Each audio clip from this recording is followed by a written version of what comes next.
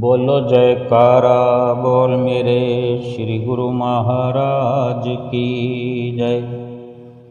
सभी गुरुमुख प्रेमियों से सप्रेम जय सच्चिदानंद। क्या कभी हमने ये भी सोचा होगा कि सेवा करने से उम्र बढ़ सकती है? क्या सेवा करने का इतना महत्व है?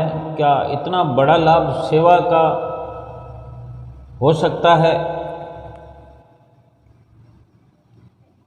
वास्तव में ये एक सच्चाई है कि जो भी रचना ईश्वर ने, प्रभु ने रचाई है, जो हमारा भाग्य लिखा है, हमारे कर्मों के अनुसार हमारी उम्र लिखी है, हमारे सुख और दुखों का निर्णय किया है कि इस प्रकार के दुख हमें भोगने पड़ेंगे, इस प्रकार के सुख भी हमारे कर्मों में जो लिख दिए हैं विधाता ने, हमारे ही किए हुए कर्मों के अनुसार ही सब लिखा गया है बेशक। लेकिन सब कुछ लिखे होने के बाद भी इस जीवन में प्रारब्ध भोगों के साथ हम अपना जीवन व्यतीत करते हुए अगर वक़्त के महापुरुषों की चरण शरण हासिल करके उनसे जो सेवा का आशीर्वाद मिल जाए, उनसे सेवा की बख्शिश हो जाए कि हमें किसी सेवा पर लगा दें, किसी सेवा के लिए हमें स्वीकार कर लें और हम स्वयं इस प्रकार से विनती करें, सतगुरु की नज़दीकी प्राप्त करने से ही हमें ये समझ आएगी, आ सकती है और आया करती है। क्योंकि नित्य प्रति हम गुरुमुख प्रेमी जो 5 नियमों की पालना के बारे में सुनते हैं, समझते भी हैं, उन्हीं में सेवा का एक नियम है। दूसरा नियम जो है उन 5 नियमों में सेवा का नियम है। सुनते हैं तो नित्य प्रति हम करते भी होंगे। हम श्री अनंतपुर में जाते हैं, त्योहार का अवसर होता है, श्री प्रयाग धाम में जाते हैं, त्योहार का अवसर है। सुबह सवेरे श्री आरती मंदिर से श्री आरती पूजा के संपन्न होने के उपरांत जब हम बाहर तशरीफ़ ले आते हैं और उस वक़्त कुछ आदरणीय महात्मा जन, भगत जन आवाज़ लगा रहे होते हैं हमें, आओ गुरुमुखों थोड़ी सेवा कर लो, आओ गुरुमुखों 10 मिनट सेवा कर लो, आओ गुरुमुखों थोड़ा इधर सेवा पर चलो, सेवा पर सभी गुरुमुख चलो, ट्राली में बैठ जाओ। फिर श्री गुरु महाराज जी भी श्री कार में विराजमान होकर वहाँ सब गुरुमुख प्रेमियों को दर्शन देने के लिए वहाँ कृपा करेंगे। सभी गुरुमुख प्रेमी सेवा के लिए चलें, सभी गुरुमुख प्रेमी हल्ले पर चलें, वहाँ फलां जगह सेवा का हल्ला चल रहा है। तो इस प्रकार से हमें अवसर मिलता है। तो हम स्वयं देखते हैं कि हम बुलाने वालों के इधर से होकर निकल जाते हैं या उधर से होकर निकल जाते हैं, और कुछ गुरुमुख प्रेमी किसी शर्म शंका के तहत चल पड़ते हैं, उनके कहने पर सेवा में हिस्सा ले लेते हैं। और थोड़े दिनों के लिए गुरुमुख प्रेमी हम जाते हैं श्री दर्शनों पर, तब ये सब होता रहता है। और एक ये हमारे भीतर का अगर कुछ ऐसा ख्याल बना हो, हमारे भीतर में कुछ वैराग बना हो, हमारे भीतर में कुछ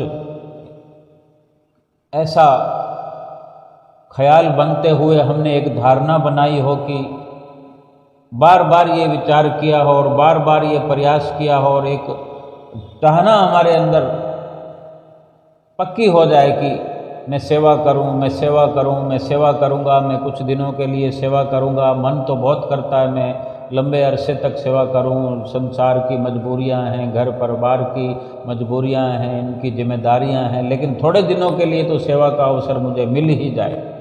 मैं 15 दिन सेवा करूं या 1 महीने के लिए सेवा करूं। जब इस प्रकार से हम नित्य प्रति 5 नियमों की पालना के बारे में सोचते हैं तो ये दूसरा नियम है जो सेवा के बारे में इसलिए इस प्रकार से अपना मन बनाता है। तो वो ये जरूरी हो गया कि वो श्री आरती पूजा दोनों समय की करता ही है, क्योंकि एक नियम को परिपक्वता से ले लिया है तभी दूसरे नियम पर इतना वैराग हो आया है कि जब अपने दिल से पुकार उठती है, अपने दिल से ये ख्याल उठता है, तब ऐसा अवसर सतगुरु की ओर से आशीर्वादों से भरा हुआ हमें मिलता है। जब विराग तेज हो जाता है तो सतगुरु ऐसा अवसर हमें प्रदान करते हैं और अपने नज़दीक आने का भी अवसर देते हैं, संजोग बनाते हैं। पिछले प्रारब्ध में चाहे जैसा भी जितना भी लिखा हो, लेकिन ये हमारा जो भीतर से वैराग उठता है, हमारे ख्याल जो मजबूत होते हुए इस प्रकार से ये अवसर पाने का जो है ये उपहार प्राप्त करते हैं। और ऐसा अवसर फिर सतगुरु की दया से जो मिलता है वो प्रारब्ध से कुछ बढ़कर है, प्रारब्ध से कुछ हटकर है। प्रारब्ध इतना ही काफ़ी होता है कि सतगुरु की चरण शरण मिल गई। 5 नियमों की पालना नित्य प्रति हम सुनते रहे। अब जिनको आवाज़ लगाकर बुलाया जाता है वो भी तो सेवा कर सकते हैं, लेकिन सब के सब नहीं करते। जो करने के लिए जाते हैं तो वो भी ये सोचते हैं कि अब क्या करें, नज़दीक में थे तो अब रहा नहीं गया, पीछे मुड़कर नहीं जा सकते थे, चलो सोचा अब थोड़ी देर कर ही लेते हैं। इस प्रकार के विचारों से भी सेवा हो रही है। और जो इधर या उधर से निकलकर चले जा रहे हैं, सेवा का शब्द तो वो भी कानों में अमृत की तरह घुलता हुआ सुनते हैं, लेकिन अच्छा नहीं लगता।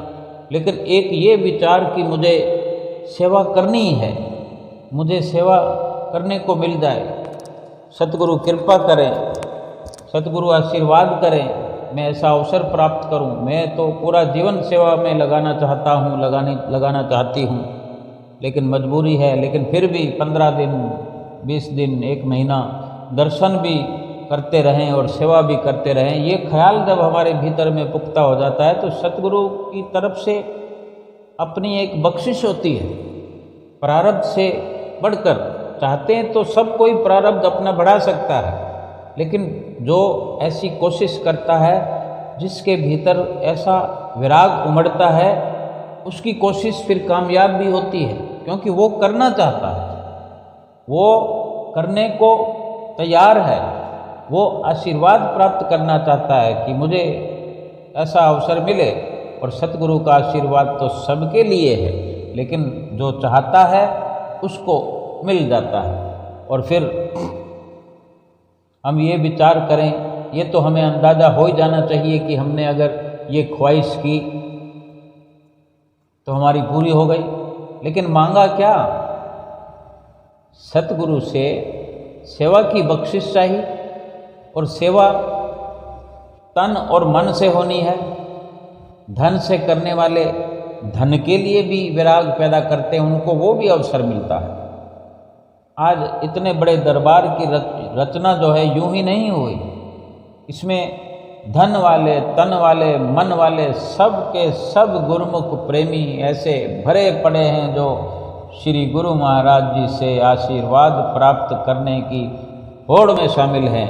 कोई तन की सेवा करना चाहता है, कोई धन की सेवा करना चाहता है, और सतगुरु महाराज जी, हमारे श्री गुरु महाराज जी सभी को आशीर्वाद प्रदान करते हैं।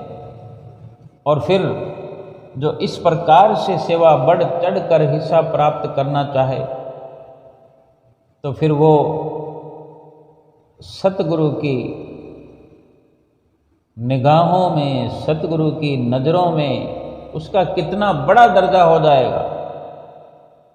और सतगुरु को अगर प्रसन्न करने की हद तक वो सेवा करे, निर्मल भाव से, निर्मल मन चित्त लगाकर सेवा करे, तो क्या जो इतनी कुर्बानी सेवा के लिए सब कुछ छोड़कर, अपना घर छोड़कर, परिवार छोड़कर, संसार छोड़कर, इन सब का मोह छोड़कर, इन सब से सुरती हटाकर सतगुरु के चरणों में जोड़ करके सतगुरु के साथ रहना चाहता है, सतगुरु के दर्शन करते हुए सेवा करना चाहता है, सेवा करते हुए फिर जो सेवा का लाभ है वो क्या उन गुरुमुखों को नहीं मिलेगा? फिर सतगुरु का वो प्यारा आशीर्वाद क्या उन गुरुमुखों को नहीं मिलेगा? और जब निर्मल मन से, भोले मन से कोई गुरुमुख प्रेमी सेवा करे तो ये सतगुरु की अपनी मौज होती है कि वो चाहे तो कुछ भी कर सकते हैं, चाहे तो अपने सेवक की उम्र भी बढ़ा सकते हैं। शरीर के दुख कलेश तो कटते ही हैं, पिछले जो प्रारब्ध भोग दुखों वाले होते हैं, दुख कलेश जो मिलना होता है, इस शरीर पर आना होता है, वो तो कटते ही हैं, शरीर स्वस्थ बनता है। और ऐसा ना हो सकता होता तो फिर जो बुरे काम करने वाले हैं उनकी उम्र घट भी जाती है। आज छोटे छोटे व्यसनों के कारण कोई स्मोकिंग करता है, कोई ड्रिंक करता है, शराब का नशा करते हैं, और भी कितने गंदे गंदे प्रकार के नशे हैं। और डॉक्टर से पूछ लो तो वो साफ सुथरी भाषा में कहते हैं कि ये सब करने से उम्र घटती है। और इस प्रकार से अगर उम्र घट सकती है तो उम्र बढ़ भी सकती है। अभी संसारिक नज़रिए से देखें, अगर किसी को उम्र कैद हुई, पाप की वजह से, कोई गलती से पाप हो गया, जैसे भी हुआ, लेकिन सज़ा शुरू होने के पश्चात वर्षों तक वो सज़ा याफ्ता जो इंसान है बहुत ही अच्छा आचरण करता हो, सबको, सबके लिए अच्छा सोचता हो, सबके लिए एक सेवा का भाव रखता हो, और इस प्रकार से उसके अच्छे आचरण के कारण अगर उसके नाम की पर्ची अगर बड़े अधिकारियों के पास, राष्ट्रपति के पास, प्रधानमंत्री के पास इस प्रकार उसका नाम पहुंच जाए तो उसके ऊपर रियायत हो जाती है, कई सालों का उसको लाभ मिल जाता है, सज़ा में छुटकारा मिल जाता है, दया हो जाती है। वहीं अगर सज़ा याफ्ता इंसान सज़ा काटता हुआ जेल में होते हुए वहाँ अपने बुरे आचरणों को अपनाते हुए पहले से अधिक आतंक फैलाता हुआ अगर अपना जीवन व्यतीत करे, हर बड़े छोटे के लिए बुराई का विचार रखता हो, नफ़रत की दृष्टि से देखता हो, कि हर किसी को नुकसान पहुंचाने का प्रयास भी करता हो, तो क्या उसकी सज़ा कम हो पाएगी? उसकी सज़ा बढ़ा दी जाएगी। जितनी उसकी सज़ा फिक्स हो चुकी है उसको उससे भी ज़्यादा सज़ा बढ़ा करके उसको यातनाएं सहन करनी होगी, दुख भोगने होंगे। ऐसे ही सच्ची सरकार सतगुरु के आगे गुरुमुख प्रेमी अपने अच्छे आचरण के कारण, अमली जीवन के कारण सतगुरु की प्रसन्नता को प्राप्त करते हुए ये उपहार सतगुरु की बख्शिश बनकर बड़े ही सरलता से गुरुमुख प्रेमी प्राप्त कर सकता है कि कब किस वक़्त उम्र बढ़ जाती है गुरुमुखों को पता ही नहीं लगता। कब कितने कष्ट और कलेश मिट जाते हैं हम गुरुमुखों को भनक भी नहीं लगती। लेकिन फिर भी जिनका अपने सतगुरु से पवित्र नाता है उनको एहसास होता है, वो गिनती नहीं कर सकते, लेकिन ये एहसास होता है कि मैं जिस उपहार के काबिल नहीं हूँ, लेकिन मेरे सतगुरु ने मुझे इस काबिल बना दिया है। मेरे सतगुरु ने मुझ पर वो बख्शिश की है कि मैं भीतर ही भीतर प्रफुल्लित हुआ जा रहा। ऐसा लगता है कि जो सुख मेरी झोली में है वो सतगुरु ने विशेष कृपा करते हुए मुझे प्रदान किए हैं, वरना मेरे प्रारब्ध में वो सब नहीं है। जो मेरे प्रारब्ध में है उससे कहीं सैकड़ों गुना अधिक मुझे सतगुरु की कृपा से मिल रहा है। ऐसा गुरुमुखों के भीतर ऐसे विचार हुआ करते हैं। गुरुमुख तहे दिल से सोचें, विचारें कि ऐसा होता है कि नहीं।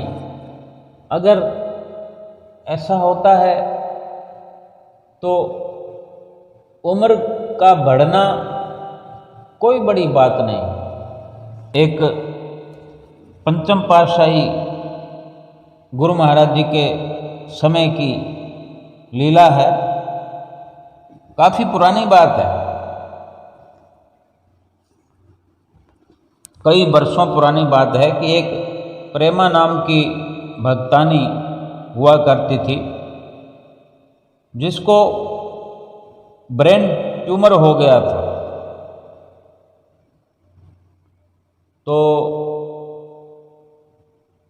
कई डॉक्टरों को दिखाया गया और डॉक्टरों ने कहा कि ये ज़्यादा से ज़्यादा 3-4 महीनों की मेहमान है बस। अब इस प्रकार से जिसके लिए डॉक्टर कह देते हैं, फिर यूँ समझ लिया जाता है कि फिर उसका तो इलाज जो है ला इलाज है, क्योंकि चरम पर जब इस प्रकार बीमारी हो जाती है तो बस वो दिन गिनने वाली बात होती है, थोड़ी जो म्याद है वो इशारा हो जाता है। लेकिन जिसको अपने जीवन में सतगुरु जैसा डॉक्टर मिला हो, सतगुरु आध्यात्मिक डॉक्टर तो है ही, लेकिन शरीर का इलाज तो मुफ्त में कर देते हैं। लेकिन जितनी बड़ी बीमारी उतनी बड़ी कुर्बानी भी कुदरत का ये इशारा है कि ये जीव उतनी बड़ी कुर्बानी करे। संसार के डॉक्टर कुर्बानी के रूप में पैसा मांगते हैं, चाहे कितना भी पैसा खर्च कर दिया जाए वो कुर्बानी बेकार चली जा सकती है। लेकिन सतगुरु ने अगर कुर्बानी अपने सेवक की देख करके प्रसन्नता जाहिर कर दी, सतगुरु का आशीर्वाद प्राप्त हो गया, तो वहाँ धन की कोई ज़रूरत नहीं। उस बीमारी का बिल्कुल से पता साफ हो जाता है। तो वो जो डॉक्टर ने 3-4 महीनों के लिए कहा था, तो उस भक्तानी ने अपने भीतर एक विचार बनाया जो अपने आप में काबिल तारीफ है, कोई भी बना सकता है।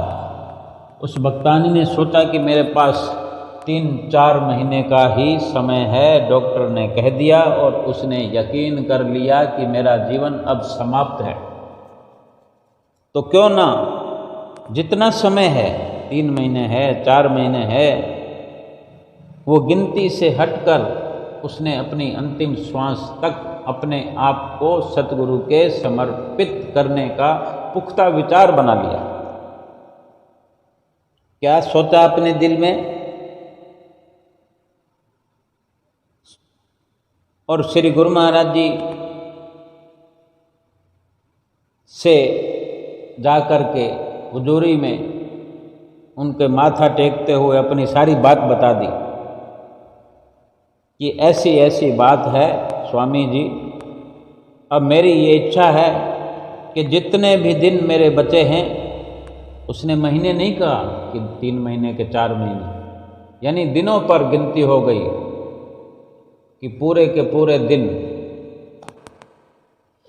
कि जितने भी दिन हैं, यानी अंतिम श्वास हो गया, अंतिम समय तक का उसने समर्पण कर दिया और कहा कि जितने दिन मेरे बचे हैं मैं आपके चरणों में सेवा में अपने इस सारे समय को लगाना चाहती हूँ। तब श्री गुरु महाराज जी ने उसकी सेवा ऐसी जगह लगाई जहाँ 12 बुजुर्ग माताएं सेवा ही करती थी, लेकिन वो बुजुर्ग हो चली थी, तो सेवा कहीं भी किसी की लगाई जा सकती है। तो इन प्रेमा नाम की भक्तानी की सेवा उन बुजुर्गों की 12 बुजुर्गों की सेवा में इनको लगा दिया। अब माताएं बहनें सेवा करते हुए काफ़ी बुजुर्ग हो जाती हैं, और सेवा तो बहुत प्रकार की होती है। हम देखें दरबार में जब इस प्रकार बुजुर्ग कोई हो जाता है तो उनको कमरे से निकलकर श्री आरती में भी जाना होता है, श्री दर्शन हाल में भी जाना होता है, लंगर से उन्हें लंगर खाने के लिए जाना होता है, दूध है, चाय पानी है और बहुत कुछ है। लेकिन फिर सतगुरु की कृपा सब पर होती है, सबके लिए व्यवस्था होती है। तो उन भक्तानी को, उस भक्तानी को उनकी सेवा के लिए लगा दिया कि जितना हो सके इस प्रकार से उनकी देख रेख करना। तो प्रेमा फिर उन बुजुर्गों की सेवा दिल से करने लगी। जिसने संकल्प कर लिया हो कि मेरा जीवन तो अब समाप्त हो रहा है, अब तक नहीं किया, तो चलो इस अवसर को देखते हुए ही कि समय रहते अगर पता लग गया है कि अब 3-4 महीनों का जीवन है, लेकिन ये भीतर एक प्रेम जो सतगुरु के प्रति है, अपनी भीतर जीवात्मा के प्रति है, अपने मृत्यु के प्रति एक जो एक सत्य है वो स्वीकार कर लेना। वरना अंतिम समय तक भी कोई नहीं कहता। जब इस प्रकार से अगर डॉक्टर जवाब देते हैं तो वो ऐसा भी कह सकते हैं मेरी तो बीमारी लाइलाज है, मैं क्या कोई सेवा थोड़ी कर सकती हूँ, मैं कोई सेवा कर सकता हूँ। यानी वो अपने मोह और लगन वाली जगह जो जीवन भर जिस परिवार में रहे उनको छोड़ना नहीं चाहते, उससे दूर होना नहीं चाहते। कोई बहाना, सेवा करने वाले को कोई बहाना चाहिए सेवा करने का। संसार से चिपटे रहने वालों को संसार से चिपटे रहने का कोई बहाना चाहिए। फिर उस प्रकार का ही लाभ मिलता है। भक्ति तो करोड़ों कर रहे हैं, लेकिन जिस प्रकार की जिसके भीतर भावना जागृत होती है जिस प्रकार के जैसे जिसके विचार होते हैं वही संस्कार बनते हैं, वैसा ही लाभ हर कोई प्राप्त करता है। उन माता जी के प्रेमा भक्तानी के जो विचार इस प्रकार से सुंदर सत्यता पर आधारित बिल्कुल खरे थे, जो श्री गुरु महाराज जी को अपने दिल की बात आकर बताई और श्री गुरु महाराज जी से मांग करके सेवा ली। एक दिन 31 दिसंबर का समय था, जो साल का अंतिम दिन होता है। श्री गुरु महाराज जी उस वक़्त खुले में दर्शन दे रहे थे। आश्रम में जब स्थायी गुरुमुखों के लिए ऐसे अवसर मिलते हैं, घर वालों के बड़े सुंदर दर्शन करने का अवसर मिलता है घर वालों को, तो रात के दर्शन खुले हुए थे। तो श्री गुरु महाराज जी विशेष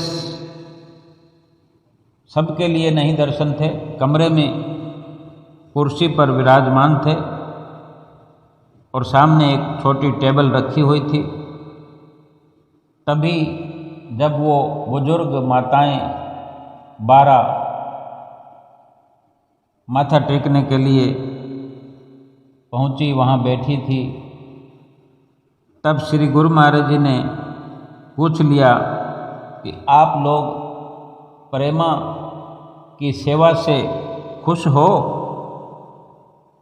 तो उन सब माताओं ने कहा, जी स्वामी जी, असी सारे खुश हाँ, बहुत दिल नाल सेवा कर दी है, सानू नहलांदी है, पाउडर भी लगांदी है, असी बहुत खुश हाँ। देखो, इतनी तारीफ उन माताओं ने करी। तो फिर श्री गुरु महाराज जी ने कहा कि असी तो की दे सकते हैं, साढ़े नाल तो कुछ भी नहीं, असी तो खुद इत्थे रहंदे हां।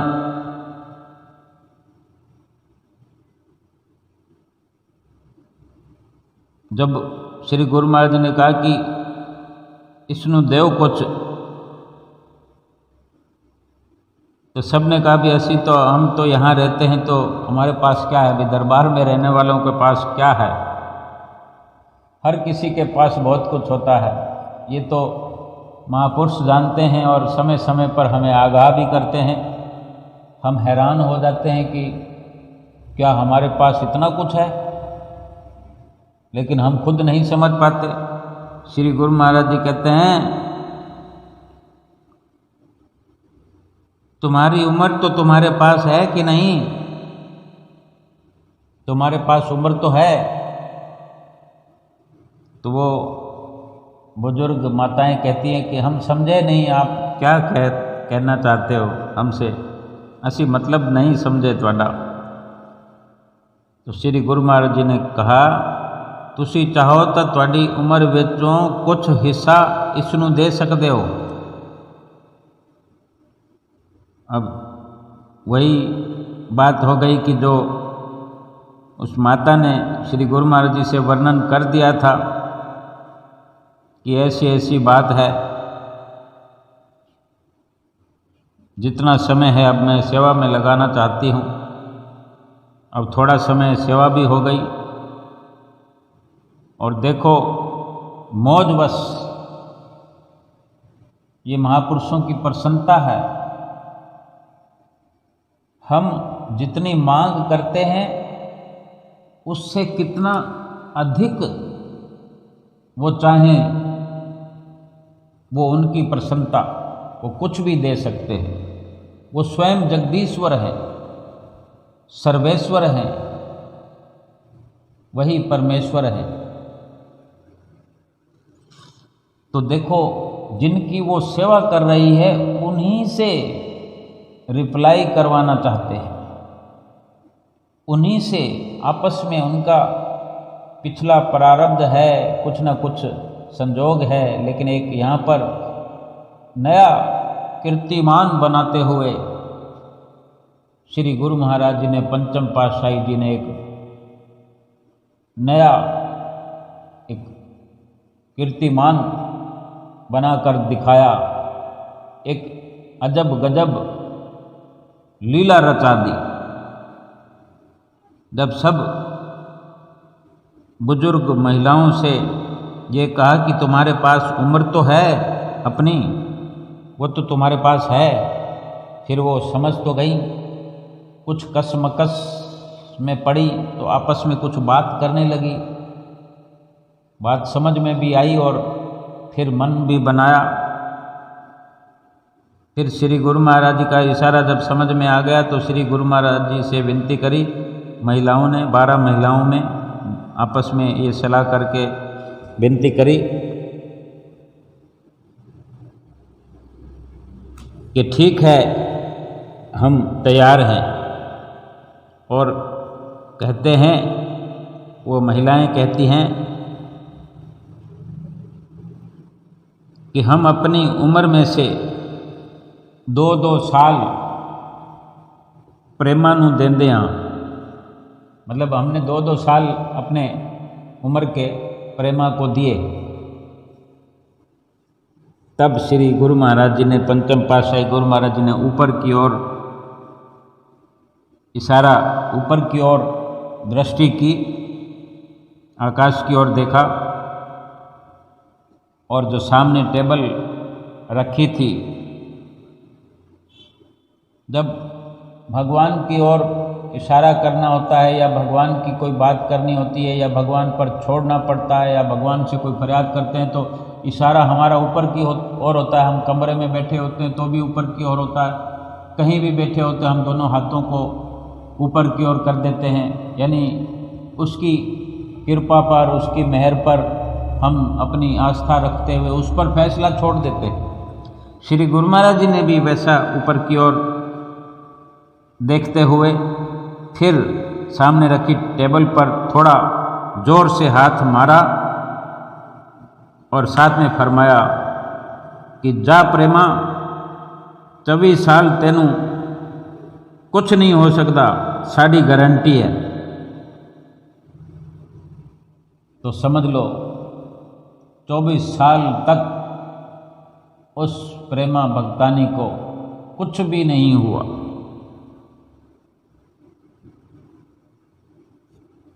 और बहुत समय तक सेवा करती रही।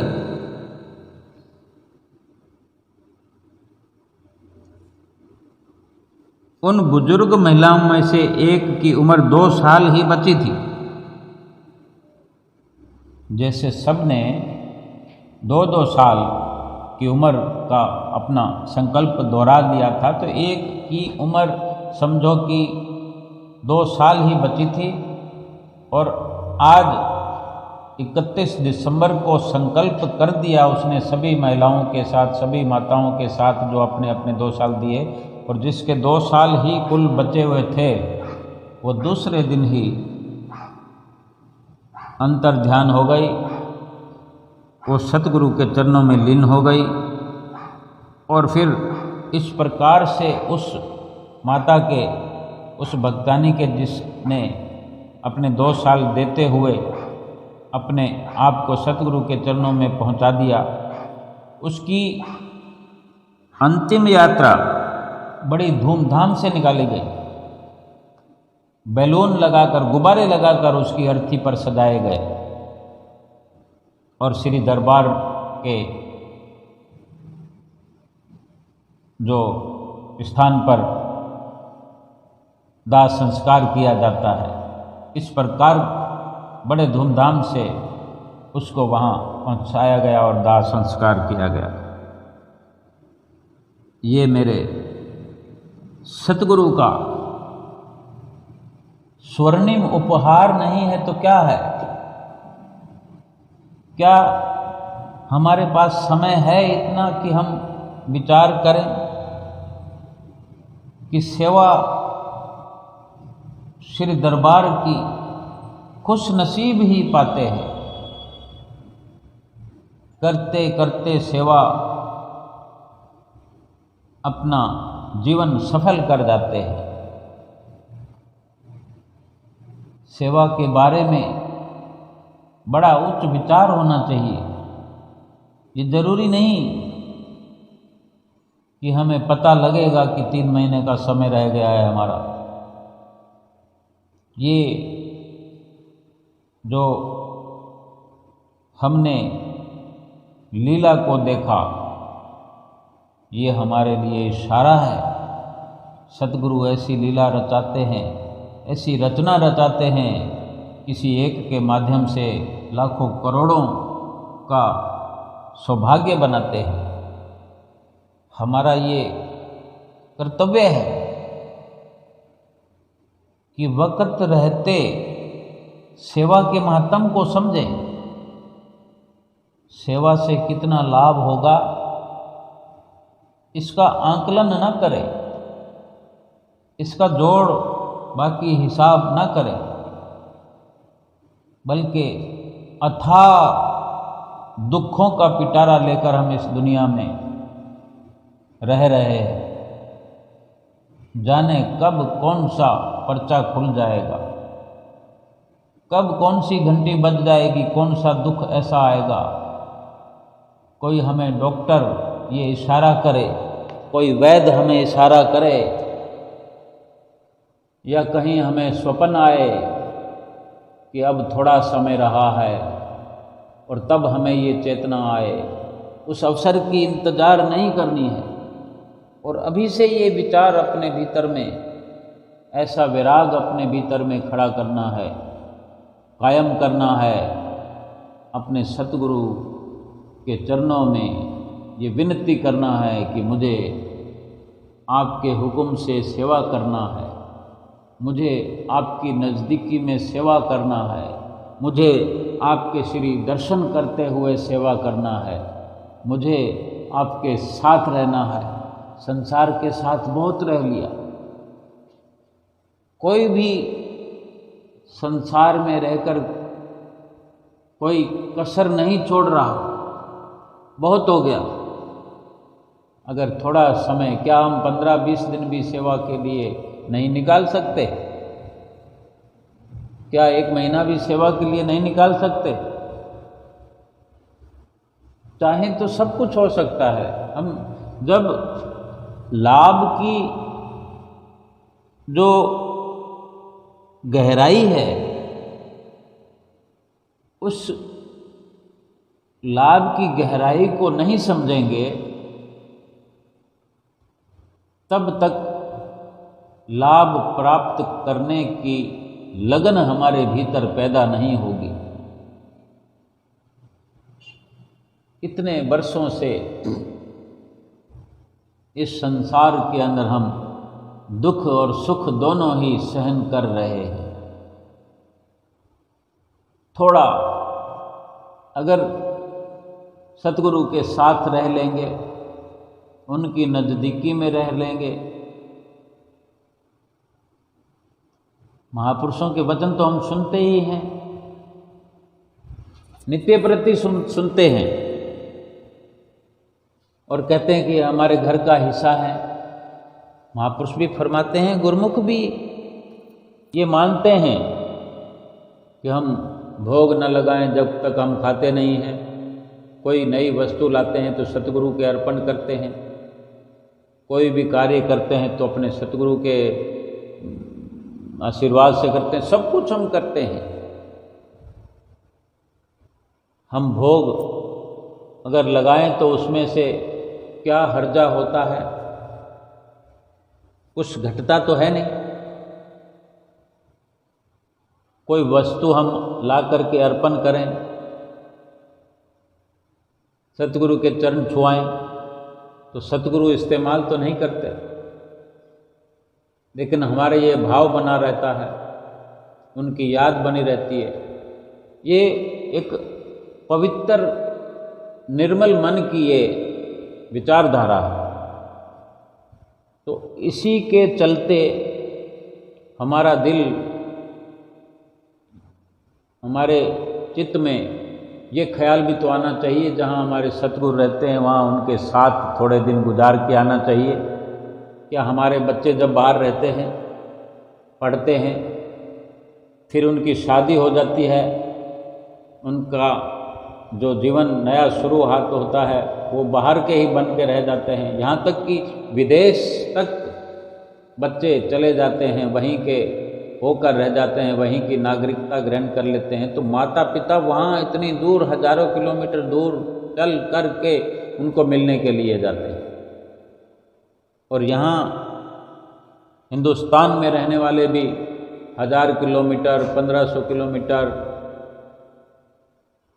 मिलने के लिए जाया करते हैं। कभी बच्चे माता पिता को मिलने आते हैं, कभी माता पिता बच्चों को मिलने के लिए जाते हैं, वहाँ रहते हैं। बड़े बड़े शहरों में, महानगरों में छोटे छोटे घर होते हैं। हालांकि माता पिताओं के ऐसे ऐसे बड़े बड़े घर होते हैं जिनको छोड़कर वो अपने मोह के कारण, अपने बच्चों को अपना मानने के कारण, अपना समझने के कारण, अपने सुख और दुख में शामिल किए हुए उनके छोटे छोटे मकानों में जाकर भी रहना स्वीकार करते हैं। अगर हमने सतगुरु को अपना बनाया हुआ है, अपने परिवार का हिस्सा समझते हैं, अपना बड़ा समझते हैं, अपने घर का मुखिया समझते हैं, सतगुरु को अपने जीवन का सर्वे सर्वा समझते हैं, तो सतगुरु के साथ रहने का दिल हमारा नहीं करता है? कभी करना चाहिए ना। हम भोग भी लगवाते हैं, हम सतगुरु का मत्था टेक के जाते हैं, हम दोनों टाइम की आरती पूजा करते हैं, हर कार्य की शुरुआत में सतगुरु को याद करते हैं। ये कहने के लिए सब कुछ अच्छी विचारधारा है, लेकिन सतगुरु के साथ रहने की इच्छा नहीं होती हमारी। होनी चाहिए, अगर हो तो फिर कितनी अच्छी बात है। और सब लोग ऐसा सोच लें। जो आज दरबार की रचना हुई, अगर इस प्रकार से सोचें कि हम तो घर में ही सब कुछ कर लेते हैं, तो दरबार की रचना के लिए कौन जरिया बनते? और सतगुरु ने भी, श्री परमहंसों ने भी जो ये रचना रचाई है, तो ऐसे गुरमुखों के कारण ही रचाई है और सबके लिए ये आदर्श बना दिया है। इतना बड़ा घर बनाया, हम में से, हम सभी के सभी गुरमुख प्रेमियों में से कोई भी ऐसा गुरमुख प्रेमी नहीं है जो इतना बड़ा घर हो जितना हमारे श्री गुरु महाराज जी का आनंदपुर धाम इतना बड़ा घर है, श्री प्रयाग धाम इतना बड़ा घर है, किसी का भी इतना बड़ा घर नहीं। हर चीज सैकड़ों गुना बढ़कर है वहाँ पर। सुविधाओं से भरपूर दरबार है हमारे श्री गुरु महाराज जी का, कहीं कोई कमी तो नहीं। लेकिन मोह हम छोड़ पाएं तभी तो सद्गुरु के साथ रह पाएं। लेकिन एक दिन तो सब कुछ ही छोड़ करके इस दुनिया से चले जाना पड़ेगा। तो क्या उससे पहले एक छोटा सा कार्य अगर हम कर लें तो कम से कम ये इतिहास लिखा जाएगा हमारे जीवन का कि हमें सतगुरु से वास्तव में सच्चा प्यार था, सच्चा प्रेम था, सतगुरु से लगन थी, सतगुरु से हमें जो सच्ची मोहब्बत थी। हम ना कहें, लेकिन सतगुरु और हमारे बीच में, सतगुरु और सेवक के बीच में ये एक पुख्ता संबंध जुड़ जाएगा और लोक परलोक सुहेला हो जाएगा। फिर और क्या चाहिए इस जीवन में? जो कुछ भी अच्छा बुरा होते होते ये जीवन व्यतीत होता रहा, लेकिन हमने अपने आप को ऐसे मुकाम पर पहुंचा दिया, समय रहते, जीवन के रहते हमने अपने आप को ऐसे मुकाम पर पहुंचा दिया, शरीर को भी आत्मा को भी, कि जो दुनिया में इस संसार के इस दुनिया के गिने चुनों को वो मुकाम हासिल होता है और इससे बढ़कर कोई लाभ इस दुनिया में गुरमुखों के लिए नहीं है। बोलो जयकारा बोल मेरे श्री गुरु महाराज की जय।